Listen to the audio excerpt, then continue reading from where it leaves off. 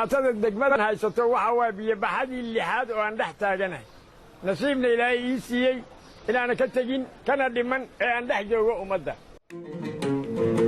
biyaha sidoodaba waxaa ka faa'iidaysto dad yar oo degtoora leh ayaa ka faa'iidaysta magaaladan waa laga heli karaa hadda biyahaan baxaya haddaan wax idinkaga sheego ummadda soomaaliyeedu muuqaalkayga iyo magacayga taqaano haddaan wax yar u faahfaahiyo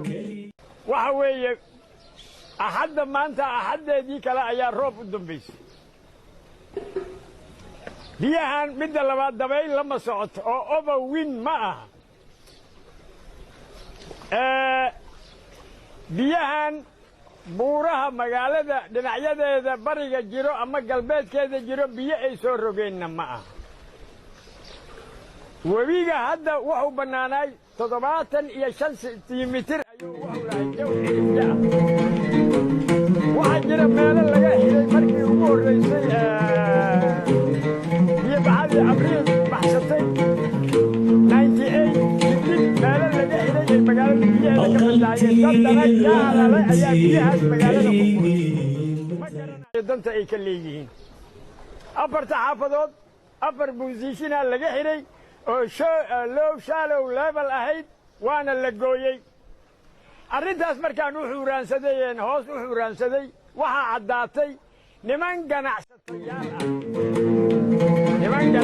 ah oo deegaha ummaddaas la siiyo ka faa'iidaysato inay biyaha siiyaan u direen masaakiin waxaa laga jaray meesha la yidhaahdo buulaxabley waa laga jaray buulaxabley maa inay xawataako waa laga jaray ajaraar iyo baatal iyo buudaweyn waa laga jaray kabaxanka cabagado waa laga jaray kabaxanka cabadaga waa laga jaray magaaladana webiga ayaa ka korray magaalada biyahaas aad arkaysaan lama socoto dabayl lamana socdo roob da'ayo waa dad dangaara leh doonaya inay ku dawarsadaan ama wixii masaakiinta ay caalamka ay u keeneen inay ganacsi geliyaan rabo ayaa horta biyaha magaalada hadda u sababa nasiib darrada gobolkaan haysata waxa waaye danta gaar iyo danta guduubijiya ma joogaan dowladda dhaxa waxaan ku sheegaya haddii ummaddan way u imanaysaa waa ra-iisul wasaaraha weydiisa waa wasiirada u magacaabayna waa gobol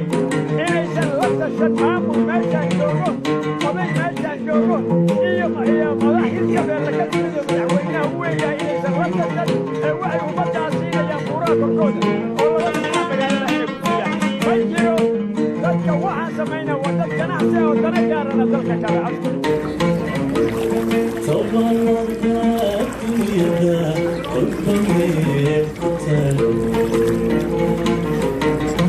magaaladeen dhex soconaa waxaan ka soo degnay doontii khatarta badan ay ka jirta rudiga aan la soconay hadda waxaan ku jirnaa aan ku laabanaynaa dee xafiiskii saakaan ka soo rawaxnay si aan umbaar dib ugu celino guuxa aad maqlaysaan waa diyaaradaha helikobtarka helikobtarka waxay ka qayb qaadanaysaa sida idiin muuqata helikobtar soo ujeedaan wataa horteena ka muuqato waxay ka qayb qaadanaysaa samata bixinta iyo gargaaridda dadkii saaka ku qarraaqmay biyaha helikobtartaas waxaa ku taageeray qaramada midoobay waxaan dhex soconaa qaybo ka mid a xaafadaha magaalada weyn haya gurigaas waxa ka soo jeedo waa intaas albaabkii xitaa way dhaafeen biyaha hayaas albaabku wuxuu jiray 3 mitir ilaa 4 mitir guryaha madaxyada kore ayaa ka soo jeedo waan sii soconaynaa waxaan dhex soconaa waa waddadii weyneed ma ahan xaafadaha gudaha ugu bixin sababta xaqiiq dhibaato intaa ka weynaa la kulanaa laga yaabaa maayana jirin waddadii baan haynaa dad baa dabaalanayo weli biyihii markaan waxaan ku soconnaa xafiiskii annaga aan ku shaqaynaynay intaan xafiiska tegayno waxaad ujeedaan inaan biyo kusii dhex socon doono maadaama xafiiska xataa innaga aan ku shaqaynahay biyo ayaa ku jiro halkan waa goobihii ganacsiga magaalada waa fars magaali waad garanaysaa biyaan ku dhex soconaa innaga xitaa aad baan u daalannahay waxaa laga yaabaa inaad maqlaysaan shaqarta neefteeda dhex maraynaa biyo aad u fara badan dadku gacnaha la isticmaali karaa ma jiro waa caafad biyo ku qulqulayaan wabi ma ahan keli ma ahan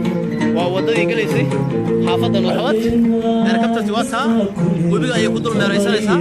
waxay raadinaysaa guddiga dadkii saaka ku geeriyooday oo wabiga ama ku qaraqmay sabata bixinta ay qayb ka tahay weli biyo ku dirna dadku waa teelteel waa cabsi waa idin muuqanay waa xaafado waa laga qaxay biyo galay weli biyo dhex socona halkan waa jabka weyn ee magaalada Beledweyne waa jabka sida weyn dadku ay u garanayaan kal Dar es Salaam ka soo horjeeda aaga Samraado ama Kutimbo